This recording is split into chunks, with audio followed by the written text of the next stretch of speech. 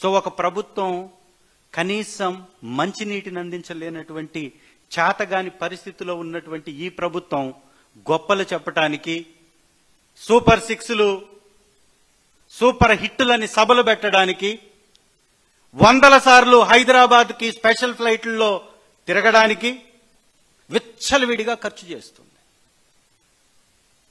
నా నియోజకవర్గం ఎర్రగొండపాలెం నియోజకవర్గంలో కూడా కొలుకుల అనేటటువంటి స్కూల్లో ఉపాధ్యాయులు లేరు.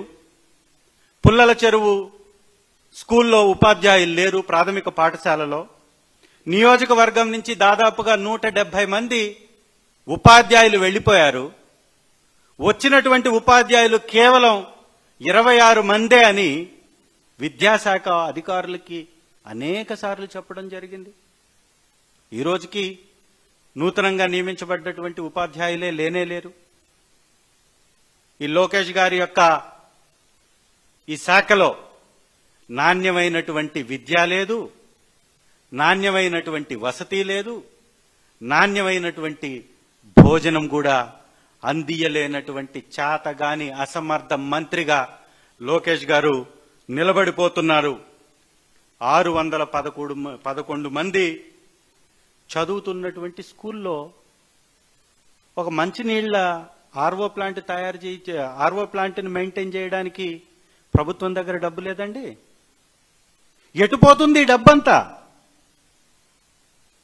2,11,000 కోట్ల రూపాయలు తెచ్చినటువంటి ఈ సొమ్మంతా ఎవడి జేబులోకి పోయింది?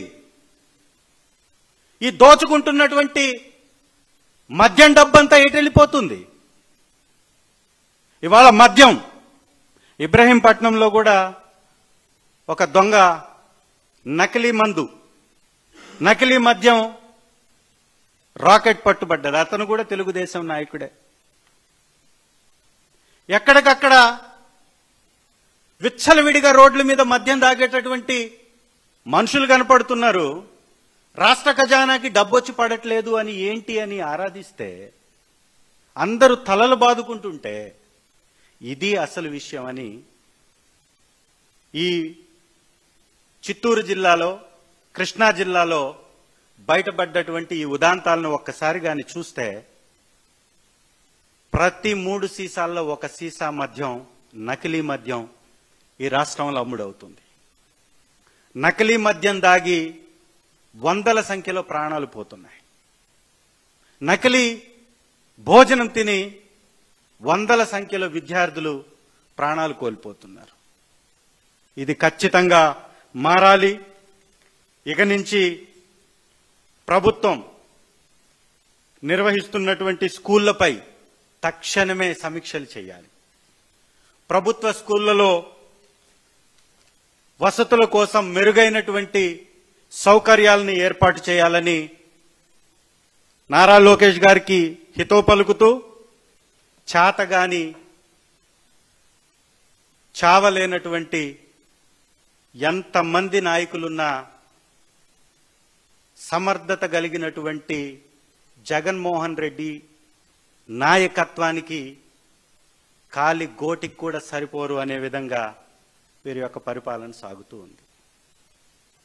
శ్రీ జగన్మోహన్ రెడ్డి గారు ఒంటరిగా నిలబడి 151 సీట్లు గెలిచి ఎక్కడా ఏ రకమైనటువంటి రాజకీయ ఒత్తిళ్లు లేకుండా ప్రతి గ్రామంలో, ప్రతి వ్యవస్థలో నూతనంగా భవనాలను నిర్మించి నూతన వ్యవస్థల్ని తీసుకొచ్చి అద్భుతంగా 17 మెడికల్ కాలేజీలను తీసుకొస్తే ఇవాళ మెడికల్ కాలేజీలను కూడా దుర్మార్గంగా ప్రైవేట్ వ్యక్తుల చేతుల్లోకి నెట్టివేశారు.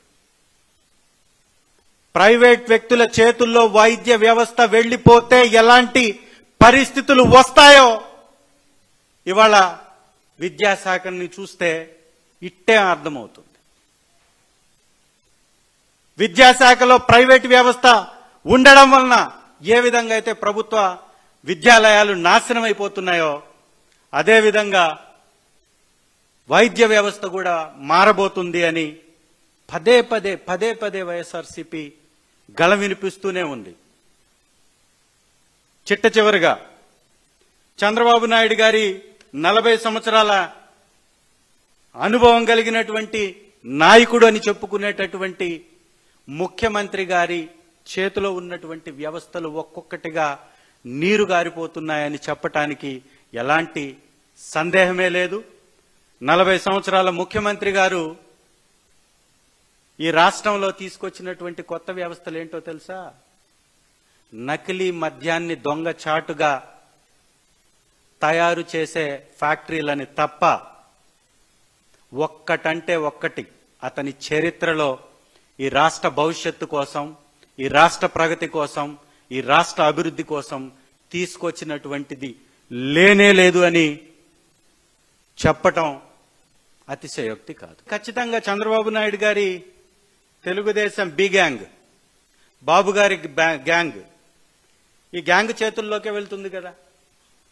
ఇవాళ వ్యాపారాలకి మద్దతు ధర లేకుండా ఉంటుంది అంటే ఏ వ్యాపారమైనా, అది వ్యవసాయ రంగ ఉత్పత్తులు అవ్వచ్చు, ఇంకొకటి అవ్వచ్చు. కారణం ఏంటి అంటే డిమాండ్ని తగ్గించేసి అతి తక్కువ ధరలకి దళారులు కొనివేసి అత్యంత ఎక్కువ ధరలకి బయట అమ్మివేసుకోవటానికే చేస్తున్నటువంటి కార్యక్రమాలు. దీనిలో ఎలాంటి సందేహం లేదు. ఇది ఖచ్చితంగా ప్రభుత్వం చేస్తున్నటువంటి నిర్వాకం. ప్రభుత్వ తప్పిదం వలన, ప్రభుత్వ ఫెయిల్యూర్ వలన, ప్రభుత్వ యంత్రాంగం యొక్క ఫెయిల్యూర్ వల్లనే ఇది జరుగుతుంది. మీరు అన్న విషయాన్ని బట్టే ఇంకొక విషయం కూడా, ప్రకాశం జిల్లాలో చీమకుర్తి ఆ పరిసర ప్రాంతాల్లో, బల్లికురవ ఆ పరిసర ప్రాంతాల్లో గ్రానైట్ క్వారీలు ఉన్నాయి. ఇవి గతంలో వైఎస్ఆర్సీపీ మా ప్రభుత్వంలో వాటి మీద సీనరేజ్ని వసూలు చేయడానికి ఒక బ్రహ్మాండమైనటువంటి పద్ధతిని తీసుకొచ్చి వాటిని మేము నిర్వర్తిస్తూ ఉంటే వాటి మీద విషం కక్కారు. ఇవాళ ఏంటో తెలుసా? ఏకంగా ఒక ప్రైవేట్ కంపెనీకి అప్పచెప్పేశారు. ఈ సీనరీ వసూలు చేసుకునేటటువంటి బాధ్యతని ఒక ప్రైవేట్ కంపెనీ ఏఎంఆర్కి అప్పచెప్పేశారు. వీళ్ళు ఏం చేశారో తెలుసా? ఉమ్మడి ప్రకాశం జిల్లాలో ఉన్నటువంటి ప్రతి రోడ్డులో చెక్ పోస్టులు పెట్టేశారు. ఈ చెక్ పోస్టుల్లో ఏ మట్టి ట్రాక్టర్ వెళ్ళినా, ఏ ఇసుక లారీ వెళ్ళినా, ఏ కంకర బండి వెళ్ళినా వాళ్ళ కప్పం కట్టిపోవాల్సిందే. వీళ్ళు పేమెంట్ చేసేది ఎంత అంటే 2 సంవత్సరాలకు కలిపి 1135 కోట్లు అని చెప్పేసి ఈనాడు వాళ్ళ కరపత్రికలోనే రాశారు. ఆ కరపత్రికలోనే ఇంకొక పదాన్ని కూడా ఏం రాశారంటే, గత సంవత్సరం వచ్చినటువంటి సీనరేజీ 450 కోట్లు అని రాశారు. గత సంవత్సరంలో 450 కోట్లు వస్తే 2 సంవత్సరాలకు 900 కోట్లు ఇట్టే వచ్చేస్తున్నాయి కదండి. మళ్ళీ ఇంకో కొత్త కంపెనీకి అప్పచెప్పి ఈ కొత్తగా ఈ చెక్ పోస్టులు ఏంటో తెలుసా? ఇవన్నీ ఒక కంకర లారీ దగ్గర ఒక లోడ్ కంకర తీసుకెళ్ళాలి అంటే 5,010 రూపాయలు ఈ ఏఎంఆర్ సంస్థకి పేమెంట్ చేస్తున్నటువంటి డబ్బు.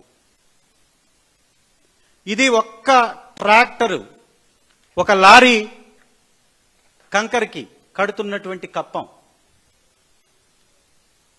అంటే ఈ విధంగా ఎంత వస్తుందో తెలుసా? దాదాపు 6 కోట్ల పైచిలుకు ఒక్క రోజుకి వస్తుంది అని చెప్తున్నారు. మరి 6 కోట్ల రూపాయలు ఒక్క రోజుకు వసూలు చేస్తే నెలకి ఎంత వసూలు అవుతున్నాయి? సంవత్సరానికి ఎంత? వారు పేమెంట్ చేస్తుంది ఎంత? ఇవాళ ఆధారాలతో సహా చూపిస్తున్నా నేను. 5,010 రూపాయలని అతను ఫోన్పే ద్వారా పేమెంట్ చేశాడు ఒక్క లారీకి. ఇంతకు ముందు ఉందా ఇది? ఒక కంకర్ లోడ్ని ఒక ఫ్యాక్టరీ కోట్ల రూపాయలు పెట్టి ఒక ఫ్యాక్టరీ నిర్మించి ఆ ఫ్యాక్టరీలో కరెంటు ఉపయోగించి లేబర్ పనిచేసి 7,000 రూపాయలకి కంకర్ లోడ్ ఇస్తారు వాళ్ళు. అన్ని ముడి సరుకు ఖర్చు, కరెంటు బిల్లు, ఫ్యాక్టరీ ఖర్చు అన్ని కలిపి 7,000కి ఇస్తారు. ఈ దొంగల ప్రభుత్వానికి మాత్రం కప్పం 5,000 రూపాయలు కట్టాలి. ఇది వీరి నిలువు దోపిడీ. ఇక ఇంతకు మించిన సాక్ష్యం ఏముంటుంది? ఇంతకుముందు ఎవరన్నా ఇంటికి మట్టి దోలుకుంటే కట్టాల్సిన పనిలా ఇప్పుడు కట్టాలి. ఎందుకంటే మొత్తం జిల్లాని వారికి అమ్మేశారు, ప్రైవేట్ వారికి ఇచ్చేశారు. కుప్పలు తెప్పలుగా చెక్ పోస్టులు పెట్టింది ఎందుకు? ఇసుక తీసుకెళ్తున్నా, మట్టి తీసుకెళ్తున్నా, రాళ్లు తీసుకెళ్తున్నా, గృహ నిర్మాణానికి ఎలాంటి ఇసుక తీసుకెళ్తున్నా వారికి కప్పం కట్టి మాత్రమే వెళ్ళాలి. సో ఇది వారి దోపిడీ. మద్యాన్నమ్మి వదిలేది లేదు. ప్రతి సంపద వారి ఖాతాల్లోకి. పర్యావరణ సమస్యలు వస్తాయని తెలిసినా కూడా విచ్చలవిడిగా ఈ ప్రైవేట్ వారిని ప్రోత్సహిస్తూ దోపిడీయే వారి యొక్క అంతిమ లక్ష్యంగా ఈ కూటమి పరిపాలన సాగుతూ ఉంది.